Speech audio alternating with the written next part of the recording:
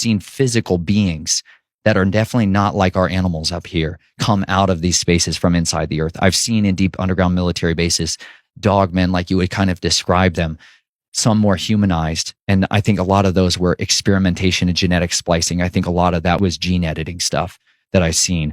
But I do believe that some of these things are holdovers from the old days. They're the last of their kinds, and they've been breeding them. Right. And I believe that that's the stuff that's prophesied that's going to come back out and cause the hearts of men to stop for fear of looking after these things that are coming up on the earth.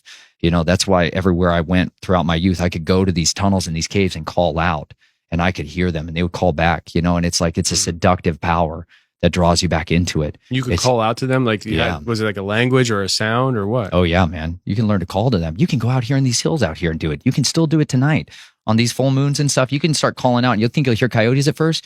And then all of a sudden it's a totally different, you know, it's a different sound that starts to resonate. And then it's a different one that calls off from over here, right? You got to understand some of these guys that you think are just neighbors and stuff or just people. This is what they keep in their barn. This stuff they keep. Yeah, absolutely. You know, I go out hunting for these things. I understand. I understand completely, man. I was, that being said, I got hooked back into it with Timothy Alberino and Steve Quill and a lot of these guys when I was married, and my wife didn't know anything about this whole stinking world of who I was and everything else. How'd you meet your wife if she didn't know who you were?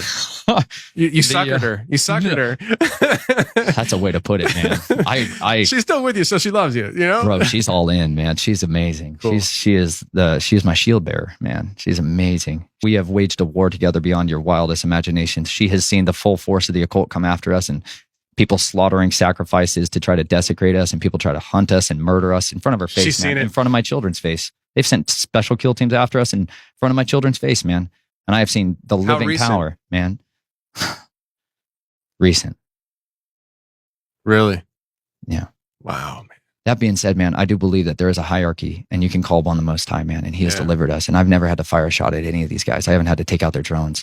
I have seen supernatural intervention. I've seen their weapons jam in front of my face, like chapter in the book called Murder on Their Minds, where I talk all about it, man. I've seen Him provide supernatural miracles, because you got to understand, we're dealing with the fallen. We are not dealing with the Most High, and He owns a much more powerful arsenal. And let me tell you, at His word, all these nations, kingdoms, and thrones will bow. And it's an absolute reality. It's an inevitability. And so that's why I serve Him, man, because I've seen what the power of covenant is. And I had a covenant with the law of sin and death before in my life, but now I have a covenant with the Most High of peace and life. And He's given me a new purpose. He's given me a family. He's given me a mission. He's given me the opportunity to do the things I dreamed of when I was that little.